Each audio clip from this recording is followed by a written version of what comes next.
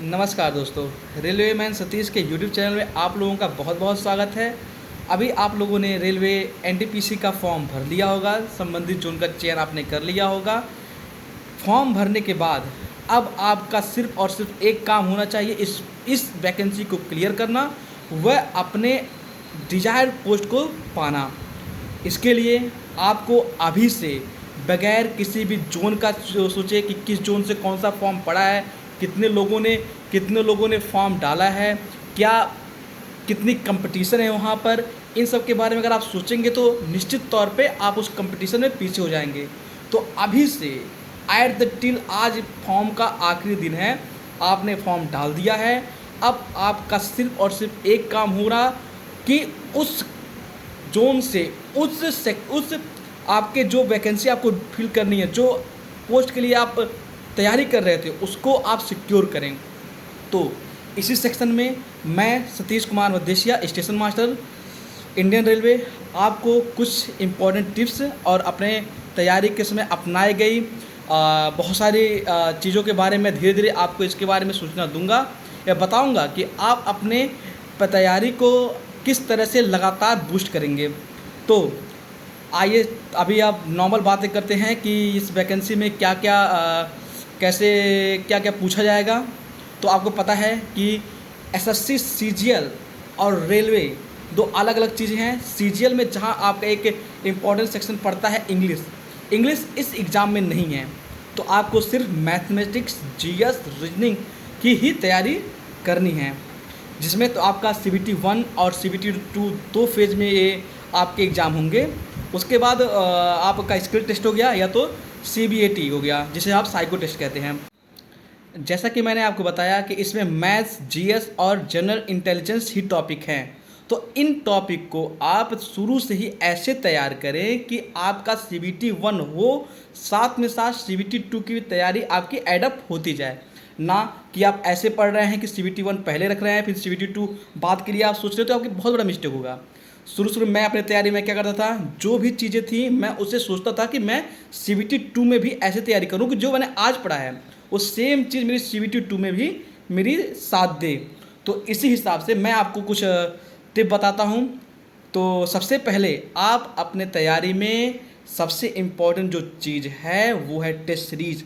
आप अपने तैयारी में टेस्ट सीरीज को बहुत ही इम्पोर्टेंट दीजिएगा।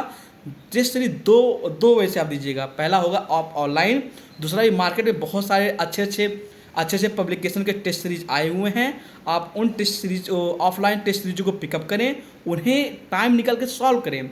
बट ज़्यादा फोकस आपको कहाँ करना है, ज़्यादा फोकस आपको करना है ऑनलाइन टेस्ट सीरीज पे। और हुआ क्या क्या, जैसे कि जीएस का पहले आप सिंपल सा है, प्रीवियस ईयर किसी भी पब्लिकेशन का प्रीवियस ईयर कॉपी लाइए, उनके नोट्स लाइए, उनको देखिए कौन कौन से टॉपिक को लेकर रेलवे ने क्वेश्चन पुटअप किए हैं।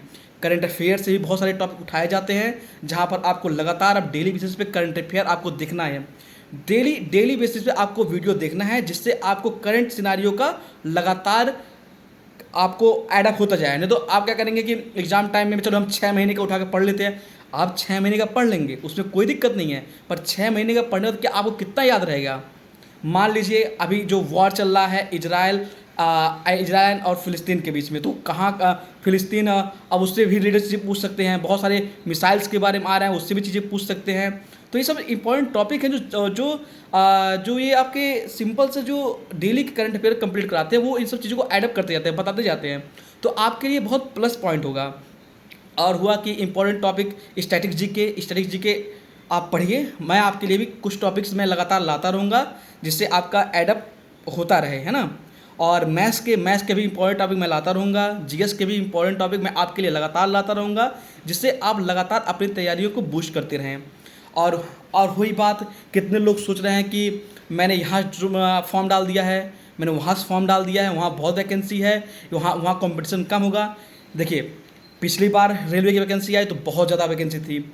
सब लोग सोचे यहाँ से फॉर्म डाल दो, वहाँ से डाल दो, यहाँ से फॉर्म कम पड़े, वहाँ से फॉर्म कम ज़्यादा पड़े हैं, वहाँ का कटअप नीचे जाएगा, यहाँ का कटअप नीचे जाएगा।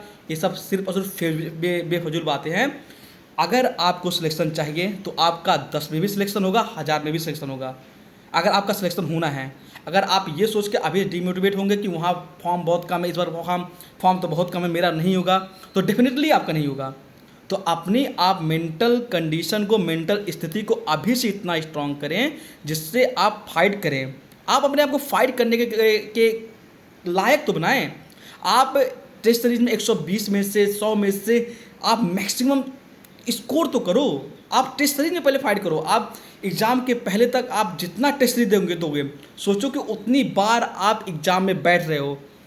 कोई भी टेस्ट सीरीज आपको बीच में नहीं छोड़नी है, क्योंकि पेपर भी तो ऐसा आएगा। कभी ऐसा नहीं होगा कि पेपर आ रहा है आपके मुताबिक आ रहा है कि आपने टेस्ट दिया, सारे क्वेश्चन आपसे लेते ही आ रहे हैं। कोई टेस्ट सीरीज भी ऐसा होता है कि आता है, हमें क्वेश्चन आता नहीं है, हम फंसते हैं, फिर हम फ्रस्ट्रेट होते हैं, फिर हम टेस्ट सीरीज बंद कर देते हैं। तो ये हमारी गलतियाँ हैं, ये हमारी गलतियाँ हैं, क्योंकि वो हमारा लेवल चेक कर रहा है, वो हमारा लेवल चेक कर रहा है, हम उसे ही छोड़ दे रहे हैं।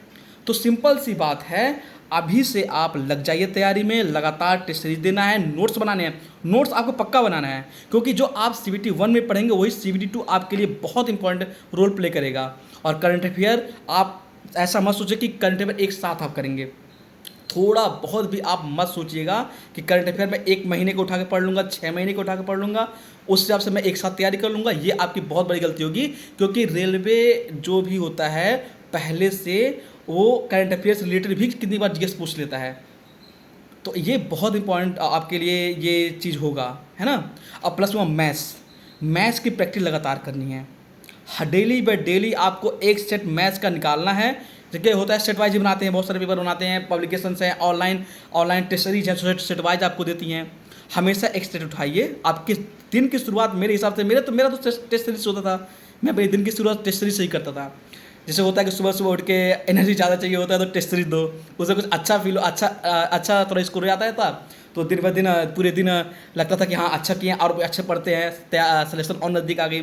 अपने आप को लगातार आपको मोटिवेट करते रहना है। किसी भी तरह का किसी भी अदर एलिमेंट से आपको प्रभावित नहीं होना है। आपको नहीं सोचना है कि वैकेंसी कम है, मेरा सिलेक्शन नहीं होगा तो क्या होगा। आपके माइंड में एक सिंगल गोल होना चाहिए कि ये वैकेंसी आपको होना है। आप इसमें जो पोस्ट के लिए आप चूज किए हैं, जिस डिवीज़न से आपने चूज किया है, मतलब कि जिस बोर्ड से आपने चूज किया है, आप में उसको उसमें सिलेक्शन चाहिए। यही आपका फाइनल गोल होना चाहिए, यही आपका फाइनल गोल होना चाहिए। इतना ध्यान रखिए कि होगा सिलेक्शन जरूर होगा। अगर आप मेहनत करोगे तो आपका सिलेक्शन होगा।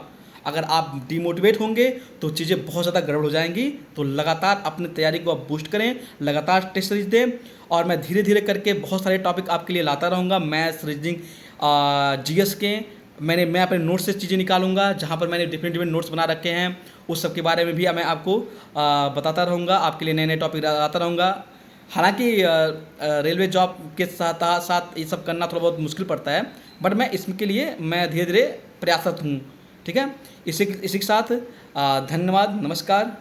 Railway man Satish YouTube channel को जरूर सब्सक्राइब करें। धन्यवाद।